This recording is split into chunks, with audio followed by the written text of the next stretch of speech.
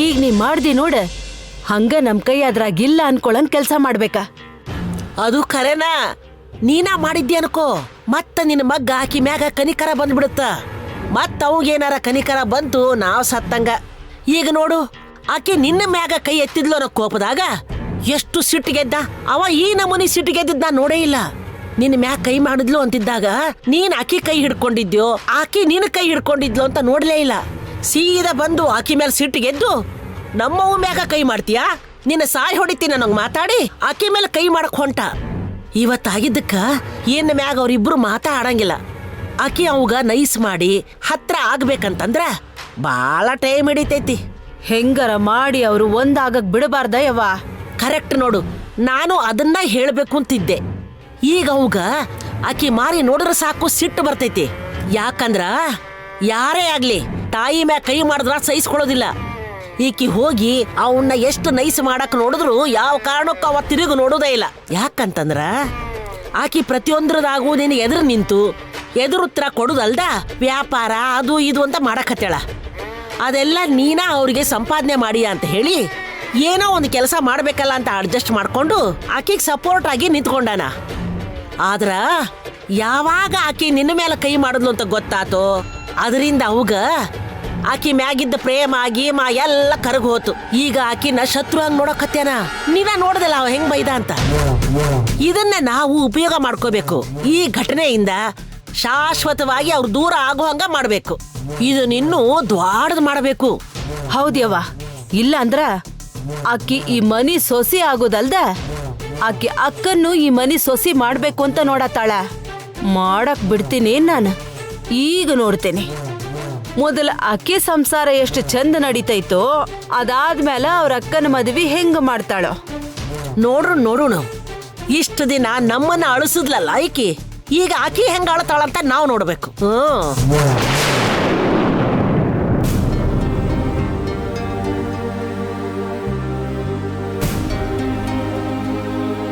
ನನ್ನ ಅರ್ಥ ಮಾಡ್ಕೊಂಡಿರೋದು ಇಷ್ಟೇನಾ? ಇವಾಗ ಚೆನ್ನಾಗಿ ಅರ್ಥ ಮಾಡ್ಕೊಂಡಿದ್ದೀನಿ. ಸುಮ್ಮನೆ ಮಾತಾಡ್ಬೇಡ.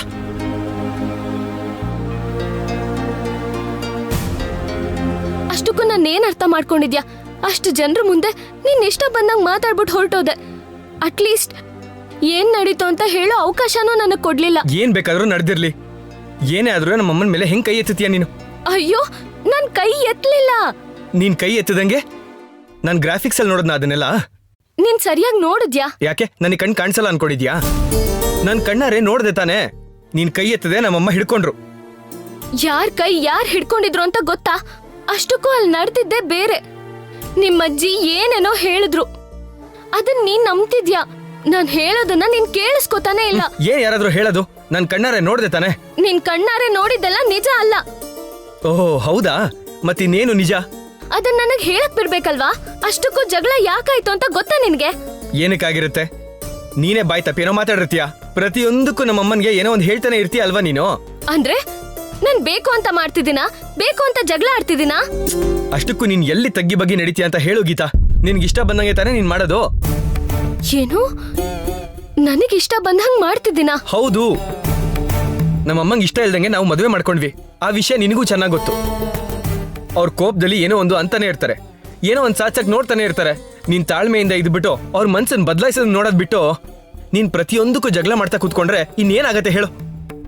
ನೀನ್ ಕೈ ಮಾಡೋವರೆಗೂ ಹೋಗಿದೆ ನೋಡು ಇವತ್ತು. ಅದನ್ನ ಮಾತ್ರ ನನ್ನ ಕೈಲಿ ಒಪ್ಕೊಳಕ್ ಆಗ್ತಾನೆ ಇಲ್ಲ. ಅಯ್ಯೋ, ನಾನು ಆ ರೀತಿ ಮಾಡಿಲ್ಲ ಅಂತಿದ್ದೀನಿ. ಮಾತಾಡ್ಬೇಡ ಮತ್ತೆ ನಿನ್ ಗೀತಾ. ನನ್ನ ಹತ್ರ ಸುಳ್ಳು ಹೇಳಿದೆ ಅಂತಂದ್ರೆ ನನ್ಗಿನ್ನೂ ಕೆಟ್ಟ ಕೋಪ ಬರುತ್ತೆ ಅಷ್ಟೇ. ಅಲ್ಲ, ನಾನ್ ಕಣ್ಣಾರೆ ನೋಡಿದ್ದೀನು ಕೂಡ ನೀನ್ ಮಾಡಿಲ್ಲ ಅಂತ ಹೇಳ್ತಿದ್ಯಲ್ಲ. ನೀವ್ ಲಕ್ಷ ಸರಿ ಕೇಳಿದ್ರು ನಾನು ಅದೇ ಹೇಳೋದು, ಮಾಡಿಲ್ಲ ಮಾಡಿಲ್ಲ ಮಾಡಿಲ್ಲ. ಸಾಕು ಸುಮ್ನೆ ಇರು ಗೀತಾ. ಇವಾಗಲೇ ನಿಂಗೆ 2-3 ಸಲ ವಾರ್ನಿಂಗ್ ಕೊಟ್ಟಿದ್ದೀನಿ ನಾನು, ನಮ್ಮ ಅಮ್ಮನ ಬಗ್ಗೆ ತಪ್ಪಾಗಿ ಮಾತಾಡಿದ್ರೆ ನಂಗೆ ಇಷ್ಟ ಆಗಲ್ಲ ಅಂತ. ಅಂತದ್ರಲ್ಲಿ ಇವತ್ ನಮ್ಮ ಅಮ್ಮನ ಮೇಲೆ ಕೈ ಮಾಡೋ ತನಕ ಬಂದಿದ್ಯಾ ಅಂತಂದ್ರೆ ನಿನಗೆ ಎಷ್ಟು ಧೈರ್ಯ ಇರಬೇಕು? ಅಷ್ಟಕ್ಕೂ ಏನ್ ಅನ್ಕೊಂಡಿದ್ಯಾ ಗೀತಾ? ನಮ್ಮಮ್ಮ ಈ ಸ್ಟೇಜಿಗೆ ಬರೋದಕ್ಕೆ ಎಷ್ಟು ಕಷ್ಟಪಟ್ಟಿದ್ದಾರೆ ಗೊತ್ತಾ? ಒಂದು ಕುಟುಂಬನ ಒಂದು ಹೆಣ್ಣು ನಡೆಸ್ತಾ ಇದ್ದಾಳೆ ಅಂತ ಅಂದ್ರೆ ಅದ್ರ ಹಿಂದೆ ಎಷ್ಟು ಕಷ್ಟ ಇರುತ್ತೆ ಅಂತ ಗೊತ್ತಾ? ಅದ್ಯಾವ್ದು ನಾನು ಇಲ್ಲ ಅಂತ ಹೇಳ್ತಿಲ್ಲ. ಅಷ್ಟಕ್ಕೂ ಈಗ ನಡೆದಿರೋದಕ್ಕೆ ನೀವು ಮಾತಾಡ್ತಿರೋದಕ್ಕೆ ಏನ್ ಸಂಬಂಧ? ಇದೆ ಗೀತಾ, ಇದೆ. ನೀನ್ ಎಲ್ಲಾ ವಿಷಯದಲ್ಲೂ ನಮ್ಮ ಅಮ್ಮನ ಮೇಲೆ ಪೈಪೋಟಿಗೆ ಹೋಗ್ತಾ ಇದ್ಯಾ. ಅವ್ರನ್ನ ಬದಲಾಯಿಸೋದಕ್ಕೆ ನೀನ್ ಪ್ರಯತ್ನ ಪಡ್ತಿದ್ಯಲ್ಲ ಅಂತ ನಾನು ನಿನಗೆ ಸಪೋರ್ಟ್ ಮಾಡ್ತಾ ಬರ್ತಾ ಇದ್ದೀನಿ. ಆದ್ರೆ ನೀನ್ ಈ ತರ ಮಾಡ್ತೀಯ ಅಂತ ನಾನು ಯಾವತ್ತೂ ಅಂದ್ಕೊಂಡಿರ್ಲಿಲ್ಲ. ನಿನ್ ಒಳ್ಳೆ ಮನ್ಸಿಂದ ನಿನ್ ಒಳ್ಳೆ ನಡವಳಿಕೆಯಿಂದ ಅವ್ರನ್ನ ಬದಲಾಯಿಸ್ತೀಯ ಅನ್ಕೊಂಡಿದ್ದೆ, ಆದ್ರೆ ಹಿಂಗ್ ಮಾಡ್ತೀಯ ಅನ್ಕೊಂಡಿರ್ಲಿಲ್ಲ. ಛೇ, ಅಂದ್ರೆ ಈಗ್ಲೂ ನಾನ್ ತಪ್ಪು ಮಾಡಿದ್ದೇನೆ ಅಂತ ನಂಬ್ತೀರಾ? ಮತ್ತೆ ಮತ್ತೆ ಅದೇನ ಹೇಳ್ಬೇಡ. ನನ್ ಕಣ್ಣಾರೆ ನೋಡ್ದೆ ತಾನೆ. ನನ್ ಮಾತನ್ನ ತಡಿದೆ, ದಯವಿಟ್ಟು ನಾನು ಹೇಳೋದನ್ನ ಕೇಳಿಸ್ಕೊತೀರಾ? ಅಷ್ಟಕ್ಕೂ ಮೊದಲಿಂದ ಏನ್ ನಡೀತು? ನೀವ್ ಯಾವ್ದನ್ನ ಹೇಗ್ ಅಪಾರ್ಥ ಮಾಡ್ಕೋತಿದ್ದೀರೋ, ಯಾವ ದೃಷ್ಟಿಲ್ ನೋಡ್ತಿದ್ದೀರಾ ಅಂತ ನಿಮಗ್ ವಿವರಿಸಿ ಹೇಳ್ತೀನಿ. ಏಯ್, ನೀನೇನು ಹೇಳ್ಬೇಡ. ಇಲ್ಲಿವರೆಗೂ ನಡೆದಿದ್ದೆ ಸಾಕು. ನನ್ಗಿನ್ನೂ ಇರಿಟೇಟ್ ಮಾಡ್ಬೇಡ ನೀನು. ನನ್ನ ಟೆಂಪರ್ ನಾನು ಕಂಟ್ರೋಲ್ ಮಾಡ್ಕೊಳಕ್ಕೆ ಆಗ್ತಿಲ್ಲ. ಆಮೇಲೆ ನಾನು ಏನಾದರೂ ಅಂದೆ ಅಂತಂದ್ರೆ ಬೇಜಾರು ಮಾಡ್ಕೋತೀಯ. ದಯವಿಟ್ಟು ಇಲ್ಲಿಂದ ಮೊದಲು ಹೊರಡು. ನನ್ನ ನೆಮ್ಮದಿಯಾಗಿರೋದಕ್ಕೆ ಬಿಡು ಪ್ಲೀಸ್. ಹೊರಡು.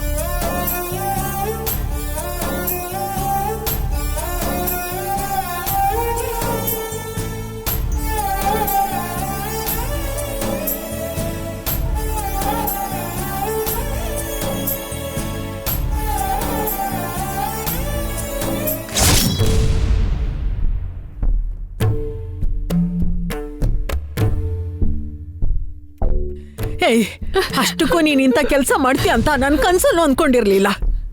ನಿಮ್ಮಿಬ್ರ ಬಗ್ಗೆ ನಾವೆಷ್ಟು ನಂಬಿಕೆ ಇಟ್ಕೊಂಡಿದ್ವಿ ಗೊತ್ತಾ? ನಿನ್ ತಂಗಿ ನೋಡಿದ್ರೆ ಹಂಗ್ ಮಾಡಿದ್ಲು. ಸರಿ, ಅವಳ ಹಣೆ ಬರಹನೆ ಹಾಗಿದೆ, ನಾವೇನು ಮಾಡಕ್ ಆಗಲ್ಲ ಅನ್ಕೊಂಡು ಅಡ್ಜಸ್ಟ್ ಮಾಡ್ಕೊಂಡು ಮನ್ಸನ್ನ ಗಟ್ಟಿ ಮಾಡ್ಕೊಂಡ್ವಿ. ಅವಳ ಜೀವನ ಹೇಗಿದೆ ಅಂತ ನೀನೇ ನೋಡ್ತಾ ಇದ್ಯಾ. ಗೀತನ್ ವಿಷಯದಲ್ಲಿ ನಿಮ್ಮಪ್ಪ ಸತ್ತು ಬದುಕಿದಾರ್ ಕಣೆ. ಇವಾಗ ನೀನು ಅಲ್ಲ, ನಿಮ್ಗೆ ಯಾಕೆ ಇಂಥ ಬುದ್ಧಿ ಬಂತು ಅಂತ ಯಾಕೆ ಹೇಳ್ತಿದ್ಯಾ? ಅಳ್ಬೇಕಾಗಿರೋರು ನಾವು. ಇಷ್ಟ ದಿನ ನಿಮ್ಮೇಲೆ ನಂಬಿಕೆ ಇಟ್ಕೊಂಡು ನಾವು ಮೋಸ ಹೋದ್ವಿ ನೋಡು, ಅದಕ್ಕೆ ನಾವ್ ಅಳ್ಬೇಕು. ಮಕ್ಳಿಗೆ ಆಸ್ತಿ ಪಾಸ್ತಿ ಮಾಡದೇ ಇದ್ರು ಚೆನ್ನಾಗಿ ಬೆಳೆಸಿದೀವಿ ಅಂತ ಇಷ್ಟ ದಿನ ಪ್ರಚಾರ ಮಾಡ್ಕೊಂಡು ಬಂದಿದ್ರು ನಿಮ್ಮಪ್ಪ ಅಮ್ಮ. ಆದ್ರೆ ಈಗ ಅವ್ರು ಸರಿಯಾಗಿ ಬೆಳೆಸೇ ಇಲ್ಲ ಅನ್ನೋಂಗ್ ಮಾಡ್ತಾ ಇದ್ದೀರಲ್ರಿ.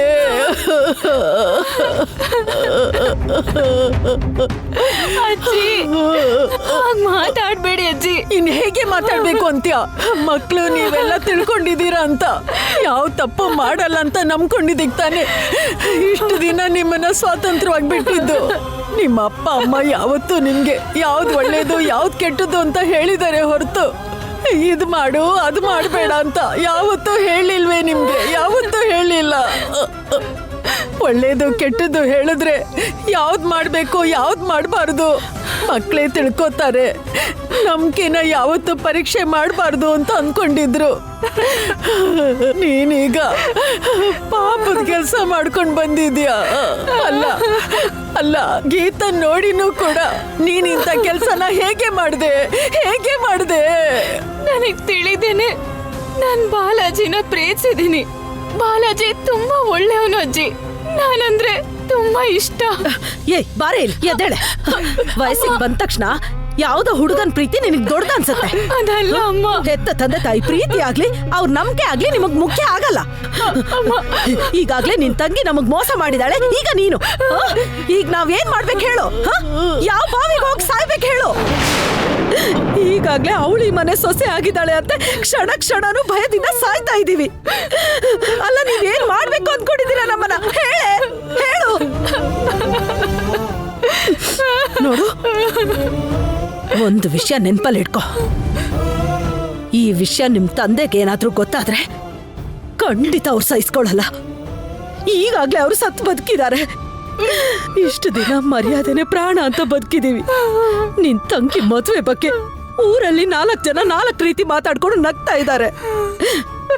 ಈಗ ಎಲ್ರಿಂದ ನಗೆ ಪಾಟ್ಲು ಮಾಡೋದಿಕ್ಕೆ ನೀನ್ ತಯಾರಾದೆ. ಇದ್ಯಾವುದೂ ನಡೆಯಲ್ಲ. ಪೂರ್ವಿ, ಈಗಾಗ್ಲೇ ಅರವಿಂದ್ ಜೊತೆ ಮದ್ವೆ ನಿಶ್ಚಯ ಆಗಿದೆ. ಇಲ್ಲೇ ನಿನ್ ಪ್ರೀತಿನ ಸಮಾಧಿ ಮಾಡ್ಬಿಡು. ಅಮ್ಮ ಪ್ಲೀಸ್ ಅಮ್ಮ, ಪ್ಲೀಸ್ ಅಮ್ಮ. ಇವಳಿಗೆ ಅರ್ಥ ಆಗಲ್ವೇ? ಇವಳಿಗೆ ಯಾವತ್ತೂ ಅರ್ಥ ಆಗಲ್ಲ.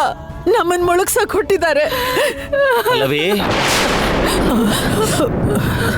ಪಲ್ಲವಿ, ಪಲ್ಲವಿ, ಓ ಇಲ್ಲೇ ಇದೆಯಾ? ಏನಿದು, ಎಲ್ರೂ ಬೇಜಾರಲ್ಲಿದ್ದೀರಾ? ಏನಿಲ್ಲ ರೀ, ನೀವು ಹೋಗಿದ್ರಲ್ಲ, ಏನಾಯ್ತೋ ಏನೋ ಅಂತ. ಅರವಿಂದ್ ಏನಂತಾನೋ ಅಂತ ಭಯಪಟ್ಟಿದೆ ಅಲ್ವಾ? ನಾನು ಹೇಳಿದೆ ಅಲ್ವಾ, ನಾವು ಯಾರಿಗೂ ಯಾವತ್ತೂ ದ್ರೋಹ ಮಾಡಿಲ್ಲ. ಆ ದೇವರು ನಮ್ಮನ್ನ ಯಾವತ್ತಿಗೂ ಕೈ ಬಿಡಲ್ಲ ಅಂತ. ಇವತ್ತು ಕೂಡ ಆ ದೇವ್ರು ನಮ್ಮ ಕೈ ಬಿಡ್ಲಿಲ್ಲ. ನಾನು ಅರವಿಂದ್ಗೆ ಎಲ್ಲ ತಿಳಿಸಿ ಹೇಳಿದ್ದೀನಿ. ನಾನು ಅವನಿಗೆ ಅರ್ಥ ಮಾಡಿಸೋದಕ್ಕಿಂತ ನಮ್ಮ ಪರಿಸ್ಥಿತಿ ಏನು ಅಂತ ಹೇಳಿದೆ. ಅವನದನ್ನ ಅರ್ಥ ಮಾಡ್ಕೊಂಡ. ಅರವಿಂದ್ಗೆ ನಮ್ಮ ಪೂರ್ವಿ ಅಂದ್ರೆ ಬಹಳ ಇಷ್ಟ. ಒಡವೆನ ಬ್ಯಾಂಕಲ್ಲಿ ಇಟ್ಟಿದ್ದೀವಿ ಅಂತ ಹೇಳಿದಾಗ್ಲೂ ಕೂಡ ಅವನೇನಾದ್ರ ಬಗ್ಗೆ ತಪ್ಪು ತಿಳ್ಕೊಳ್ಳಿಲ್ಲ. ಅವನಿಗೆ ಈ ಮನೆ ಪರಿಸ್ಥಿತಿ, ನಮ್ ಗೀತಾ ಈ ಮನೇಲಿ ಏನ್ ಅನುಭವಿಸ್ತಾ ಇದ್ದಾಳೆ ಅನ್ನೋದು ಗೊತ್ತಿರೋದ್ರಿಂದ ಅದನ್ನ ತಡೆಯೋದಿಕ್ಕೆ ಏನೋ ಒಂದು ಮಾಡಬೇಕು. ಹೆಣ್ಮಗಳು ಸಾಹಸ ಮಾಡಿ ಅಂತ ಕೆಲಸ ಮಾಡ್ತಿದ್ದಾಳೆ, ಅವಳಿಗೆ ನಾವು ಸಪೋರ್ಟ್ ಮಾಡಬೇಕೇ ಹೊರತು ಅವಳನ್ನ ತಡಿಬಾರ್ದು ಅಂತ ಹೇಳ್ದ. ಒಡವೆ ವಿಷಯದ ಬಗ್ಗೆ ಆಗ್ಲಿ, ಮದುವೆ ವಿಷಯದ ಬಗ್ಗೆ ಆಗ್ಲಿ ನೀವೇನ್ ಚಿಂತೆ ಮಾಡಬೇಡಿ. ಮನೇಲಿ ಅಮ್ಮನಿಗೆ ನಾನು ಸಮಾಧಾನ ಮಾಡ್ತೀನಿ. ಅಮ್ಮನ್ಗೆ ಅರ್ಥ ಆಗೋ ಥರ ಹೇಳಿದ್ರೆ ಖಂಡಿತ ಒಪ್ಕೊಳ್ತಾಳೆ. ಆ ಕ್ಷಣದಲ್ಲಿ ತಾಯಿಯಾಗಿ ಅವ್ರೇನೋ ಹಾಗೆ ರಿಯಾಕ್ಟ್ ಮಾಡಿದ್ದಾರೆ, ಅದನ್ನೇನು ಮನಸ್ಸಿನಲ್ಲಿ ಇಟ್ಕೋಬೇಡಿ ಅಂತ ಹೇಳಿ ನನ್ನ ಜೊತೆ ಎಷ್ಟು ಚೆನ್ನಾಗಿ ಮಾತಾಡ್ದ ಗೊತ್ತಾ.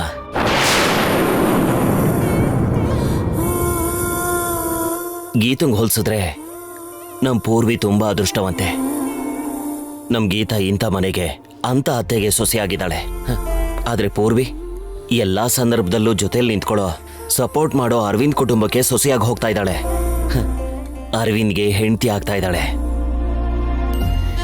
ಇದಕ್ಕಿಂತ ಅದೃಷ್ಟ ಏನಿದೆ?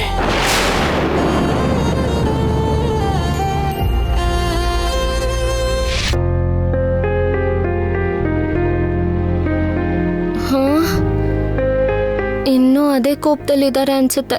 ಈಗ ನಾನು ಹೋಗಿ ಮತ್ತೆ ಅದೇ ವಿಷಯದ ಬಗ್ಗೆ ಮಾತಾಡ್ಕೊಂಡು ಅವರಿಗೆ ಮೂಡ್ ಆಫ್ ಮಾಡೋದ್ರ ಬದಲು ಯಾವ ಜಗಳನೂ ಆಗದೆ ಇರೋ ಹಾಗೆ ದಿನಾಗ್ಲೂ ಹೇಗ್ ಮಾತಾಡ್ಕೊಂಡಿರ್ತೀನೋ ಹಾಗಿರೋದೇ ಸರಿ.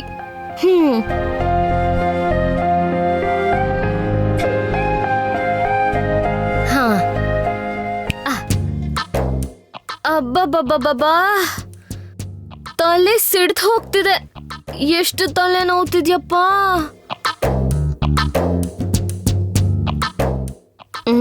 ಮಾಡ್ತೇನಿರು.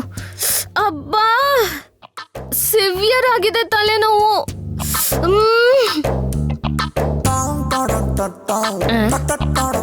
ಹಲೋ ಗೋವಿಂದ್ ಅವ್ರೆ, ನಿಮ್ ಹೆಂಡತಿ ತಲೆನೋವು ಅಂತ ಹಿಂಸೆ ಪಡ್ತಿದ್ದಾರೆ ಸರ್. ಅಬ್ಬಾ, ಸ್ವಲ್ಪ ತಲೆಗೆ ಹಾಕೊಳ್ಳಿ ಸರ್.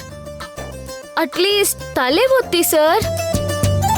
ಏನ್ ಸರ್, ಹೆಂಡತಿಗೆ ಅಷ್ಟು ಮಾಡಕ್ಕಾಗಲ್ವಾ? ಅಬ್ಬಾ ಸರ್, ಪ್ಲೀಸ್ ಸರ್, ಬೇಡ್ಕೋತಿದ್ದೀನಿ. ನಿಮಗ್ ಕಾಲ್ ನೋವು ಅಂದ್ರೆ ಕಾಲ್ ಒತ್ತುತ್ತೀನಿ, ಮೈಕೈ ನೋವು ಅಂದ್ರೆ ಮಸಾಜ್ ಮಾಡ್ತೀನಿ. ನಿಮಗ್ ತಲೆನೋವು ಬಂದಿದ್ ಪ್ರತಿ ಸಾರಿ ಹಣೆ ಒತ್ತಿ ರಿಲ್ಯಾಕ್ಸ್ಡ್ ಆಗಿ ನೀವ್ ನಿದ್ದೆ ಮಾಡೋವರೆಗೂ ಸೇವೆ ಮಾಡಿದೀನಿ. ನೀವ್ ಅದಕ್ ವಾಪಸ್ಸು ಚಿಕ್ಕದಾಗಾದ್ರೂ ಹೆಲ್ಪ್ ಮಾಡ್ಬೋದಲ್ವಾ? ಹೆಣ್ಮಗುರಿ ನಾನು, ಹೀಗ್ ಕಷ್ಟ ಪಡ್ಬಾರ್ದು ಪಾಪ. ಎಲ್ಲಿ ಸ್ವಲ್ಪ ತಲೆ ಒತ್ತಿ ಪ್ಲೀಸ್. ತಲೆ ತುಂಬಾ ನೋವು ಆಗ್ತಿದೆ. ಏ ಯಜಮಾನ, ಪ್ಲೀಸ್ ಬೇಡ್ಕೋತಿದ್ದೀನಿ ತಾನೆ. ಪ್ಲೀಸ್ ಯಜಮಾನ, ಪ್ಲೀಸ್ ಪ್ಲೀಸ್ ಯಜಮಾನ, ಪ್ಲೀಸ್.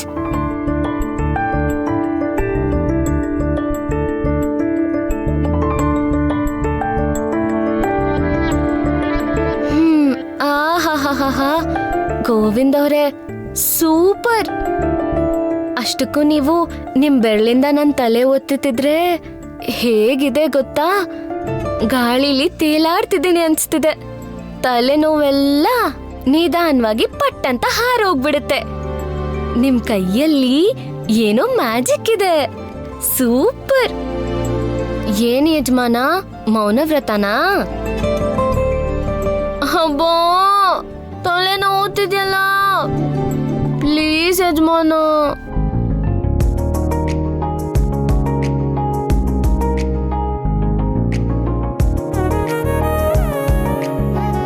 ಅಬ್ಬಾ, ಹಾಯಾಗಿದೆ. ಒತ್ತುತ್ತಿದ್ದಾಗೆಲ್ಲ ಚೆನ್ನಾಗಿರುತ್ತೆ, ಕೈ ತೆಗೆದ್ರೆ ಹಾಗೆ ಆಗುತ್ತೆ. ತಡ್ಕೊಳಕ್ ಆಗ್ತಿಲ್ಲ ಯಜಮಾನ, ತಲೆ ತುಂಬಾ ನೋವ್ತಿದೆ. ಆಹಾ, ಸೂಪರ್ ಯಜಮಾನ, ಥ್ಯಾಂಕ್ ಯು. ಒಂದ್ ನಿಮಿಷ, ನಿಮ್ ಕೈಯೆಲ್ಲ ನೋವಾಗ್ತಿರ್ಬೋದು, ಕೂತ್ಕೊಳ್ಳಿ, ಸುಮ್ನೆ ಹಾಗೆ ಮಾತಾಡೋಣ. ಸುಮ್ನೆನಾ? ಸುಮ್ನೆ ಮಾತಾಡೋದಕ್ಕೆ ಏನ್ ಉಳಿದಿದೆ? ಇವಾಗ ನೀನ್ ಏನು ಆಗ್ದಂಗೆ ಏನು ನಡ್ದೇ ಇಲ್ಲ ಅನ್ನೋ ಹಂಗೆ ಮಾತಾಡ್ಬಿಟ್ರೆ ಸರಿ ಹೋಗುತ್ತಾ? ನಡ್ದಿದ್ ಯಾವ್ದುವೆ ನನ್ನ ತಲೆಯಿಂದ ಅಷ್ಟು ಈಸಿಯಾಗಿ ಹೋಗಲ್ಲ. ಅಷ್ಟಕ್ಕೂ ನಾನು ನೋಡಿದ ಗೀತಾನೇ ಬೇರೆ, ಇವಾಗ ನೋಡ್ತಾ ಇರೋ ಗೀತಾನೇ ಬೇರೆ. ಗೀತಾ ಯಾವಾಗ್ಲೂ ಒಂದೇ ತರ ಇರ್ತಾಳೆ, ನೀವೇ ನನ್ನ ಬೇರೆ ತರ ನೋಡ್ತಿರೋದು. ಅದನ್ನ ಅರ್ಥ ಮಾಡ್ಕೊಳ್ಳಿ. ಫಸ್ಟು ಬೇರೆಯವರು ಏನ್ ಮಾತಾಡ್ತಿದ್ದಾರೆ, ಏನ್ ಹೇಳಕ್ ಬರ್ತಿದ್ದಾರೆ ಅದನ್ನೆಲ್ಲ ತಿಳ್ಕೊಳಕ್ ಪ್ರಯತ್ನ ಪಡಿ. ಏನು ಬೇಡ, ಇವಾಗ ನಡೆದಿರೋದನ್ನ ಮುಚ್ಚ ಹಾಕೋದಕ್ಕೆ 4 ಸುಳ್ಳು ಹೇಳ್ತೀಯ ಅಷ್ಟೇ. ಅವಾಗ ನನಗೆ ಇನ್ನೂ ಸಿಟ್ಟು ಬರುತ್ತೆ. ಅವಾಗ ನಿನ್ ಮೇಲೆ ಉಳ್ಕೊಂಡಿರೋ ಸ್ವಲ್ಪ ರೆಸ್ಪೆಕ್ಟ್ ಕೂಡ ಹೊರಟು ಹೋಗತ್ತೆ, ಸರಿನಾ? ಅಯ್ಯೋ, ನಾನ್ ಹೇಳೋದ್ ಕೇಳಿಸ್ಕೊಳಲ್ವಾ ಹಾಗಾದ್ರೆ? ಬೇಡ ಅಂತ ಹೇಳ್ದೆ ತಾನೆ, ಸುಮ್ನೆ ಸಿಟ್ಟು ಬರ್ಸ್ಬೇಡ ನನಗೆ. ಎಲ್ಲಿಗೆ ಹೋಗ್ತಿದ್ದೀರಾ? ನನಗೆ ಈ ರೂಮಲ್ಲಿ ಮಲ್ಕೊಳಕ್ ಆಗೋದಿಲ್ಲ, ಆಚೆ ಹೋಗಿ ಮಲ್ಕೋತೀನಿ, ರೋಡ್ ಮೇಲೆ ಹೋಗಿ ಮಲ್ಕೋತೀನಿ, ಅದು ನನ್ನ ಇಷ್ಟ. ಯಜಮಾನ ಚೆನ್ನಾಗಿರಲ್ಲ, ಬನ್ನಿ.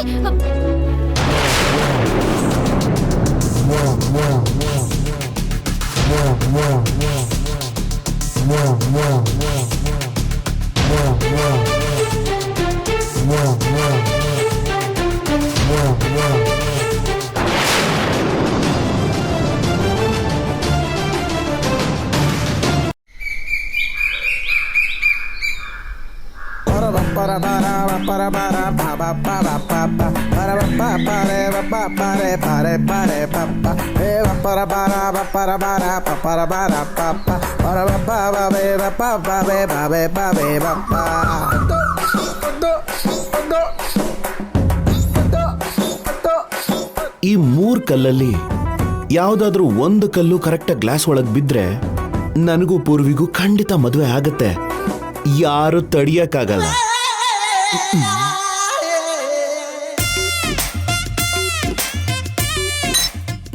ಅಯ್ಯೋ ಛೇ, ಒಂದು ಹೋಯ್ತಲ್ಲಪ್ಪ, ಇದು ಬಿದ್ರೆ ಚೆನ್ನಾಗಿರುತ್ತೆ.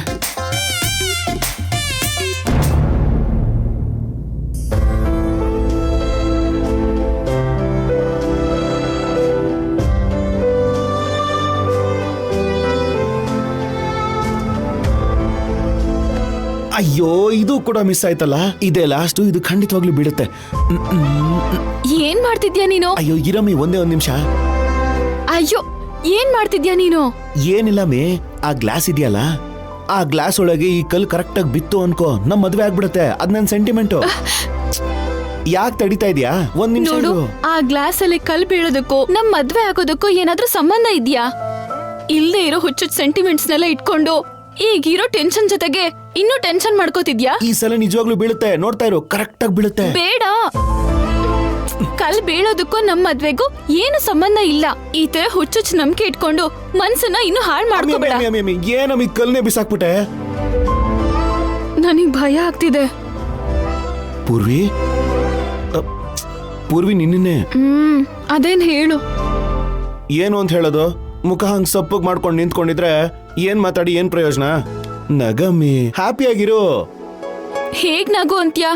ಹೇಗ್ ಹ್ಯಾಪಿ ಆಗಿರೋ ಅಂತ್ಯಾ? ನಿನಗೇನ್ ನಡೀತಿದೆ ಅಂತ ಗೊತ್ತು ಅಲ್ವಾ? ಅದೇನ್ ನಿನ್ನೆ ಇವತ್ತಿಂದ ನಡೀತಾ ಇದೆಯಾ ಹೇಗೆ? ತುಂಬಾ ತಿಂಗಳುಗಳಿಂದ ನಡೀತಾ ಇರೋದೇ ಅಲ್ವಾ? ಅಯ್ಯೋ ನಿನ್ನ, ನಾನು ನೋಡ್ತಾನೆ ಇದ್ದೀನಿ. ದಿನ ಹೆದರ್ಕೊಂಡು ಭಯ ಪಟ್ಕೊಂಡು ಕೂತಿದ್ರೆ ಹೇಗ್ ಜೀವನ ಮಾಡ್ತೀವಿ? ಕಷ್ಟನೇ.